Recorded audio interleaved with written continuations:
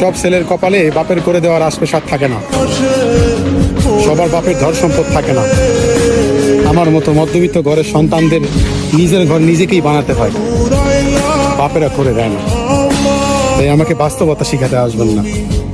শূন্য হাতেই সেই দিন ঘর ছাড়ছি। এ পর্যন্ত কারো কাছে 1 টাকা নেওয়ার জন্য কারো কাছে হাত পাতিনি কখন।